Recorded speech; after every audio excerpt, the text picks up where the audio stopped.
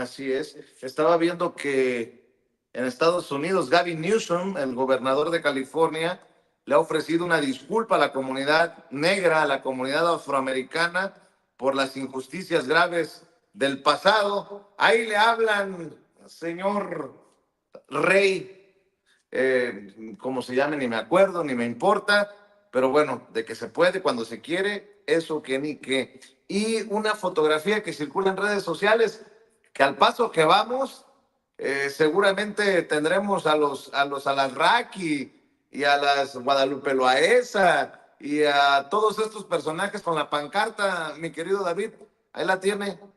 Make Mexico Spain Again. No lo dudo ni tantito, ¿eh? Espero que sea meme. Mi querido Jaime Hernández, escucho tus comentarios, escucho tus opiniones.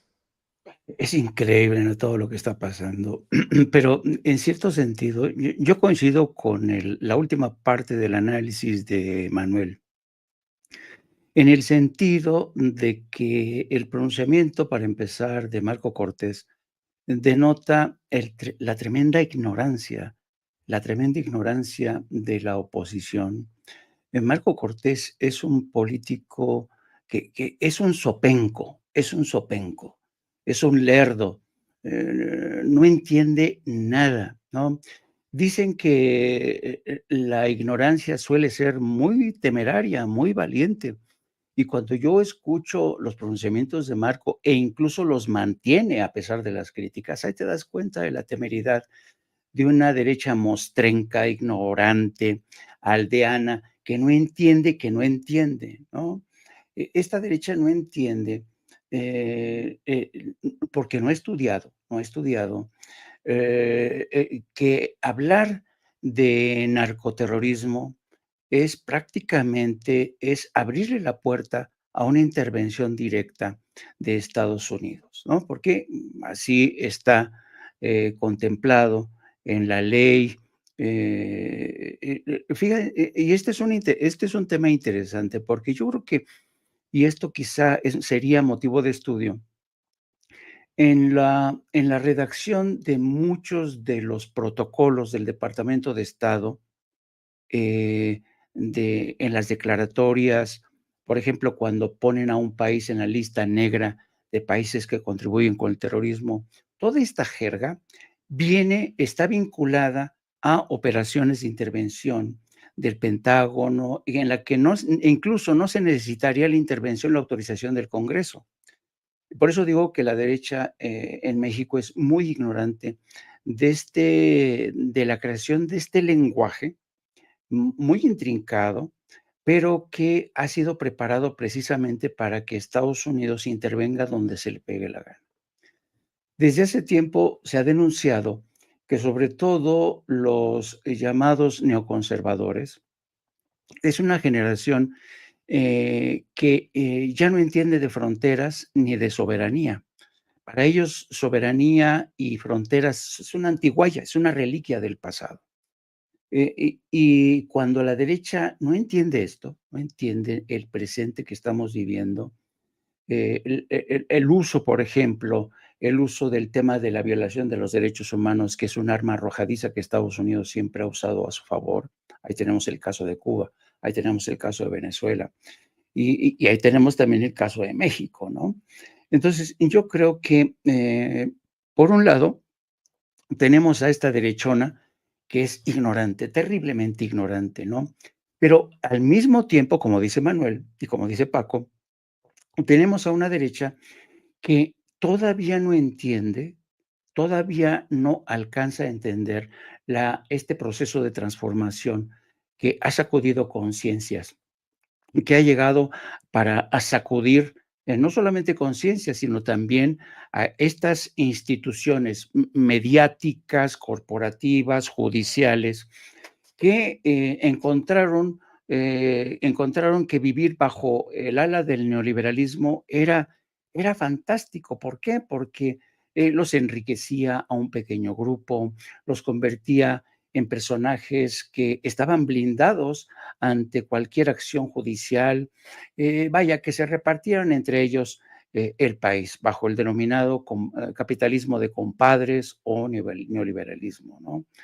Entonces, yo creo que todavía les cuesta mucho trabajo entender no solamente esa realidad, sino la derecha y la izquierda, hay cierta parte de la izquierda, todavía no terminan de digerir y asimilar esta nueva realidad, porque tienen que recomponer, tienen que iniciar su propia travesía del desierto para reflexionar y saber qué es lo que tienen que proponer de cara al futuro, pero propuestas que no los dejen en ridículo, propuestas que no estén en sintonía con la mayoría de la población, porque si tenemos en cuenta el nivel de votación y respaldo a Claudia Sheinbaum en la única votación, no es fácil darse cuenta que una mayoría de mexicanos, por más que el PAN y el PRI digan que no es mayoría, si vemos la votación tan abrumadora, ningún político en la historia moderna de México, ni siquiera Andrés Manuel, cosechó el respaldo electoral de Claudia Sheinbaum. Y esto tendría que ser motivo de reflexión en la derecha. Si quieren sobrevivir como partidos de oposición, tienen que iniciar un profundo análisis, una reflexión muy en serio para realmente saber cuáles son las claves que de por sí ya en la última década, habíamos visto, muchos habíamos hablado de la crisis de los partidos políticos, sobre todo para las nuevas generaciones, el problema de la desafección. Los jóvenes ya no les interesa militar en un partido político, de la misma forma que a los jóvenes ya no les interesa abrir un periódico de papel. O sea, estamos ante una realidad completamente nueva, completamente distinta.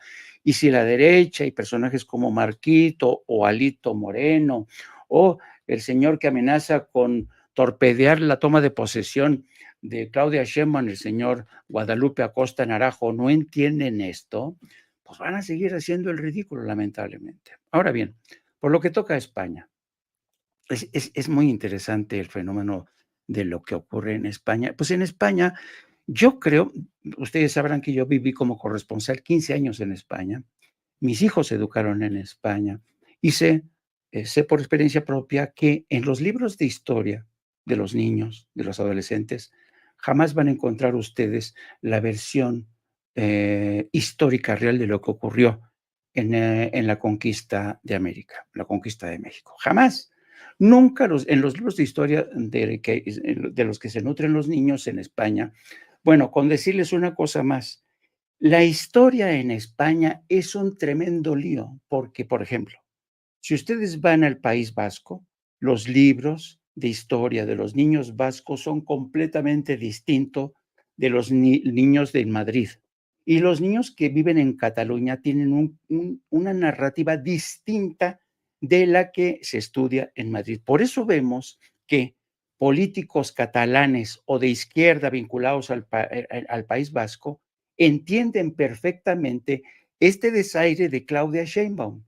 Los madrileños, que dicen son más chulos que una moneda de oro, nunca lo van a entender. ¿Por qué?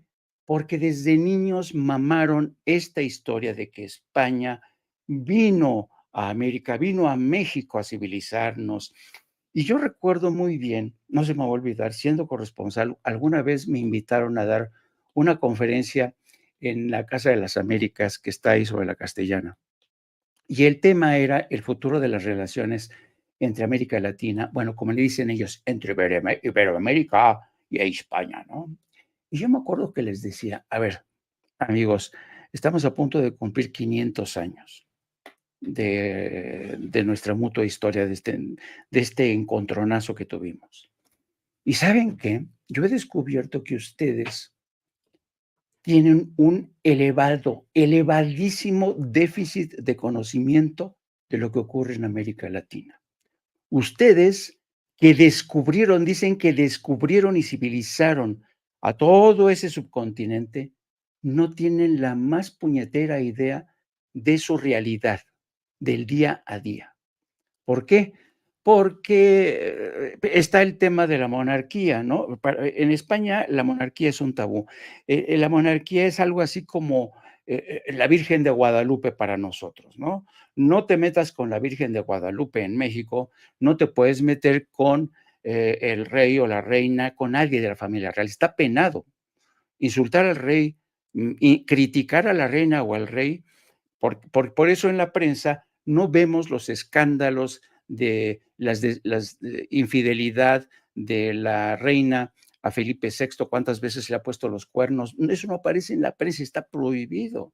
Y antes también estaba prohibido los chanchullos de Juan Carlos, porque Juan Carlos, cada vez que se le invitaba a una toma de posesión en América Latina, porque eso les encanta, lo que hacía Juan Carlos era ir a los actos de toma de posesión, por ejemplo, vamos a Bolivia, vamos a Argentina, ¿no? Lo que hacía el rey Juan Carlos, que llegaba todo ahí, sí, vestido, ¿no? Con su uniforme de gala. Una vez que asistía y estaba ahí presente como testigo de excepción de la toma de posesión de los mandatarios en América Latina, acto seguido lo que hacía Juan Carlos era entrevistarse con el nuevo presidente o presidenta y decirles, oye, fíjate, qué bueno que llegaste tú al poder. Por cierto, fíjate que tengo un amigo que está muy interesado, por ejemplo, en el caso de México. Vemos que ustedes en México se beneficiarían mucho de que los libros de texto gratuito, por ejemplo, los imprimiera el grupo Prisa del periódico El País. ¿Por qué no ustedes le dan un contrato a Prisa para que edite los libros de texto gratuitos? Y el gobierno de México se les daba esos contratos. El rey, en pocas palabras, era este intermediario que sacaba tajada de su posición privilegiada, porque ante los gobernantes de América Latina y México antes, bueno, les encantaba, ¿no? Se venían, se corrían cuando recibían al rey. No, le hacían genuflexiones, le daban los contratos que querían, pero ¿qué creen? Esa época ya pasó. Hoy tenemos a un presidente que por fortuna no ve a la monarquía española como aquí vemos a la Virgen de Guadalupe, algunos, y entiende perfectamente, como le entienden ya muchos españoles, que la monarquía española es una antigualla, no sirve de nada. Pero desafortunadamente, y esto sigue siendo una realidad en España es un país muy conservador, terriblemente conservador, clasista y racista. Es un país que corrió a gorrazos a la República, ¿eh? Y prefirió quedarse con un dictador como Franco que reintrodujo, entronizó de nueva cuenta a la figura de Juan Carlos I, y por eso mismo hoy seguimos viendo estos episodios de lo que yo considero son episodios de lo que se conoce como el tardofranquismo. Este ambiente de derechón, conservador, ¿no? Con mentalidad cuadrada de que tienes que respetar a la monarquía, ¿no? Esta insufrible condescendencia que tienen países como España hacia América Latina, sin tener en cuenta que en América Latina ya vamos como motos, ya nuestra política exterior cambió de chip, incluso me atrevería a decir que nuestra política exterior ya cambió de chip antes que Estados Unidos, antes que Canadá, antes que España. Nuestra política exterior ahora es innovadora, va más allá de lo que, por eso hay muchos gobiernos que no entienden cuántas veces se le ha dicho a Estados Unidos que ustedes tienen que cambiar el chip, España tiene que cambiar el chip, y creo que eso es lo que hace falta, amigos.